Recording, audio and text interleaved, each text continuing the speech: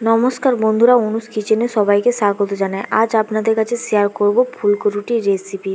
কম সময়ে তৈরি করে ফেলুন এই ফুলকো রুটির রেসিপি। আমি যেভাবে বানাচ্ছি এইভাবে টিপস ফলো করলে রুটি অবশ্যই ফুলকো হবে। আশা করি রেসিপিটি আপনাদের ভালো লাগবে। তো চলুন বন্ধুরা, আজকে রেসিপিটি দেখে নেওয়া যাক। নিয়ে নিয়েছি আটা। আটাতে দিয়ে দেব পরিমাণ মতো লবণ। লবণটা আটার সাথে ভালো করে মিশিয়ে নেব। আটার সাথে লবণটাকে ভালো করে মিশিয়ে নিয়েছি। অল্প অল্প জল দিয়ে আমি একটু ডো তৈরি করে নেব।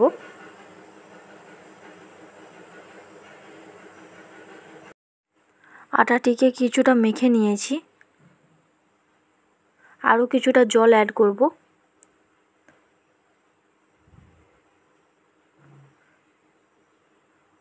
তো একটা ডো তৈরি করে নেব। ডোটি তৈরি করে নিয়েছি।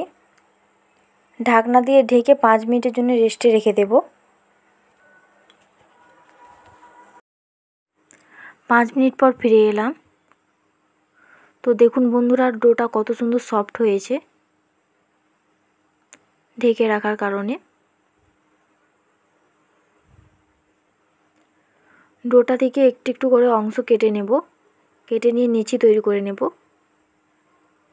তো দেখুন বন্ধুরা, আমি সবকটি লিচি তৈরি করে নিয়েছি।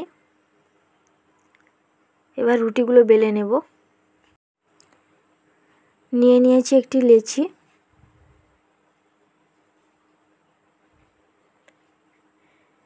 দিয়ে দেবো সামান্য পরিমাণে ময়দা।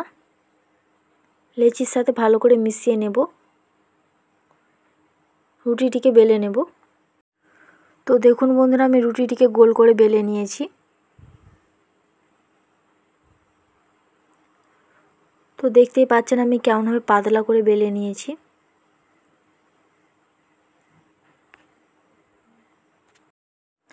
গ্যাসের ফ্লেমটা হাইতে রেখে নিয়ে নিয়েছি একটি তাওয়া। তাওয়াটা গরম হয়ে আসলে দিয়ে দেবো রুটিগুলোকে। রুটির এক পাশটি ভাজা হয়ে গেলে উল্টে আরেকটি পাশ ভেজে নেব। আমি এখানে দুটো রুটি একসাথে নিয়ে নিয়েছি। উল্টে পাল্টে দুটো রুটিকে আমি সেঁকে নিচ্ছি।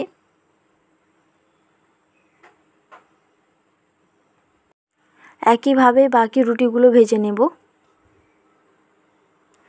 নিয়ে নিয়েছি একটি সেকনি। তো বন্ধুরা দেখতেই পাচ্ছেন রুটিটা কত সুন্দর ফুলকো হয়েছে।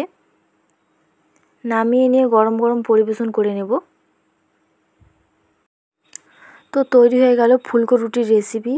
এই টিপসগুলো ফলো করলে রুটি অবশ্যই ফুলকো আর নরম হবে। আশা করি রেসিপিটি আপনাদের ভালো লেগেছে।